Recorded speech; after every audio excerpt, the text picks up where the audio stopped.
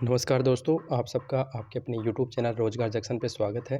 उम्मीद है आप सभी का स्वास्थ्य काफ़ी अच्छा होगा और आप काफ़ी अच्छे से तैयारियां कर रहे होंगे।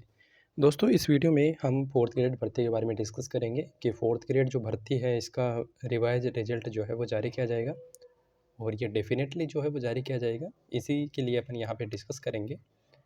और अगर आप हमारे यूट्यूब चैनल पर नए हैं तो चैनल को सब्सक्राइब करें और बेल के आइकन को ज़रूर प्रेस करें ताकि आने वाले सभी वीडियोज़ के नोटिफिकेशन जो है वो आपको टाइम पे मिलते रहें। इस चैनल पे आपको राजस्थान से जुड़ी हुई सभी भर्तियां और इसके अतिरिक्त केंद्र से जुड़ी हुई जितनी भी गवर्नमेंट भर्तियां होती हैं जो कि आप लोगों के लिए अच्छी होती हैं या आप लोगों के एलिजिबिलिटी उनमें होती है, तो उनके बारे में यहाँ पे डिस्कस किया जाता है। और इसके अतिरिक्त आप अगर तैयारी कर रहे हैं तो आप हमारी टेलीग्राम चैनल को भी ज्वाइन कर सकते हैं, जिसमें आपको बोर्ड की पुरानी बुक्स, इसके अतिरिक्त जितने भी लेटेस्ट कोई भी अपडेट होता है वो यहाँ पे आपसे डिस्कस किया जाता है। तो आप इसे भी ज्वाइन कर सकते हैं। इसका लिंक आपको डिस्क्रिप्शन बॉक्स में, इसके अतिरिक्त कमेंट बॉक्स में भी यहाँ पे आपको लिंक मिल जाएगा। तो सबसे पहले दोस्तों अपन जो है वो रिजल्ट को डिस्कस करते हैं कि इसका जो ऑफिशियल पेपर है उसमें आप देखेंगे कि जो 21 सितंबर को छठी शिफ्ट हुई थी इवनिंग के अंदर, उसके अंदर एक 90 नंबर का क्वेश्चन है। और आपके पेपर में ये शायद इसका क्वेश्चन का नंबर डिफरेंट हो सकता है, लेकिन ऑफिशियल पेपर के अंदर अपन यहाँ पे बात करेंगे। तो ऑफिशियल पेपर के अंदर यहाँ पे देखिए एक प्रश्न दे रखा है कि भारत में जो राज्य मंत्री होते हैं कि वेतन और भत्ते का कानूनी तौर पर निर्धारण करने का अधिकार किसके पास है। ये जो क्वेश्चन है ये काफ़ी मतलब एक अच्छा क्वेश्चन माना जाएगा, एक अच्छे लेवल का क्वेश्चन है। लेकिन दोस्तों यहाँ पे इसमें कुछ मिस्टेक है। यहाँ पे देखिए इसका जो बोर्ड ने आंसर है वो माना है संसद, यानी कि ऑप्शन डी आपका इसका जो है वो राइट आंसर उन्होंने माना है। अब जो कैंडिडेट हैं उन लोगों ने इसका जो राइट आंसर किया है वो किया है सी, राज्य विधानमंडल। अब यहाँ पे बात करेंगे हम, देखिए आपको पता है कि देखिए यहाँ पे लिखा है भारत में राज्य मंत्री, एक शब्द है भारत में राज्य मंत्री। तो आप समझिए कि भारत में राज्य मंत्री यानी कि स्टेट मिनिस्टर्स की बात हो रही है जो कि स्टेट के हैं, ठीक है। अगर यहाँ पे बात होती है भारत के राज्य मंत्री तो ये होता है कि जो भारत सरकार है उसके राज्य मंत्रियों की बात हो रही है। आपको पता है कि जो मंत्री होते हैं वो काफ़ी कैटेगरी के अंदर होते हैं, जैसे कैबिनेट मंत्री, राज्य मंत्री, स्वतंत्र प्रभार मंत्री, ये सब। तो यहाँ पे दोस्तों अब इसको भी कुछ लोग बोलेंगे कि इसमें इतना सा क्या फ़र्क है। बहुत कुछ फ़र्क है, क्योंकि जब आप पॉलिटी को पढ़ोगे अच्छे से तो उसमें ये चीज़ें आएंगी। अगर हम इसके इंग्लिश वर्जन की बात करते हैं तो मुझे ये बताइए, अगर हम राज्य भारत के राज्य मंत्री की बात करेंगे तो उसे क्या लिखेंगे इंग्लिश में? स्टेट मिनिस्टर ऑफ इंडिया लिखेंगे कि नहीं लिखेंगे? अगर हम भारत के राज्य मंत्रियों की बात करेंगे, जो भारत सरकार है उसके मंत्रियों की बात करेंगे, तो स्टेट मिनिस्टर ऑफ इंडिया लिखेंगे कि नहीं लिखेंगे? इसने क्या लिखा है? इसने लिखा है स्टेट मिनिस्टर इन इंडिया, ठीक है।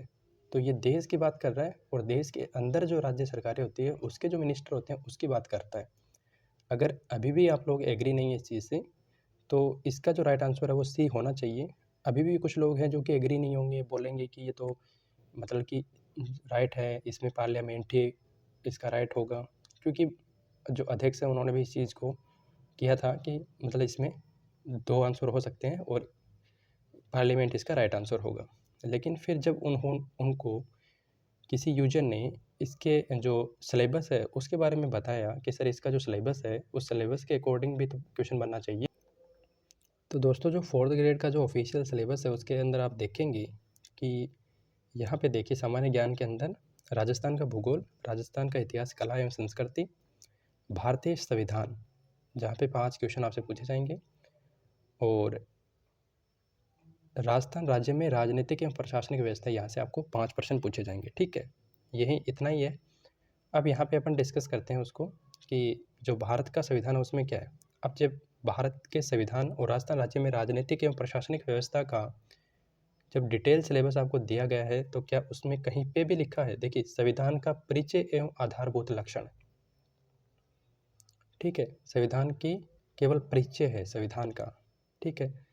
और यहाँ पे अब आगे जो डिटेल सिलेबस दे रखा है उसमें कहीं पे भी नहीं लिख रखा है कि भारत का मंत्री परिषद या भारत सरकार, उसके बारे में कोई भी मतलब नहीं लिख रखा है, जबकि साफ तौर से लिखा हुआ है राजस्थान राज्य शासन एवं राजनीति, राज्यपाल, मुख्यमंत्री और मंत्रिमंडल और विधानसभा, न्यायपालिका, राज्य का प्रशासनिक ढांचा, मुख्य सचिव, जिला प्रशासन, सामान्य प्रशासन एवं पुलिस प्रशासन, जिला स्तर पर न्यायिक ढांचा, सूचना का अधिकार अधिनियम इत्यादि।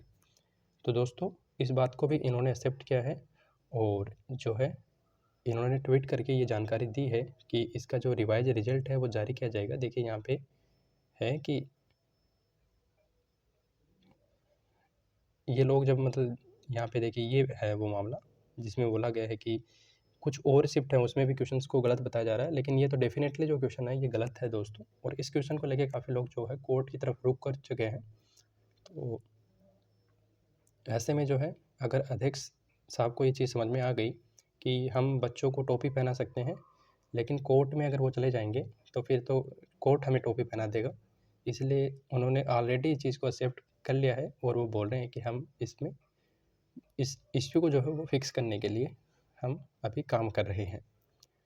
तो दोस्तों ऐसे अगर आपके पास भी बहुत सारे क्वेश्चंस हैं जिनमें आपको लगता है, कुछ यूज़र हैं जिन्होंने और क्वेश्चन मुझे भेजे हैं लेकिन मैंने उनको चेक किया है, जैसे कि ब्रह्मोस वाला था, तो सिंदूर ऑपरेशन के अंदर ब्रह्मोस मिसाइल को यूज किया गया था।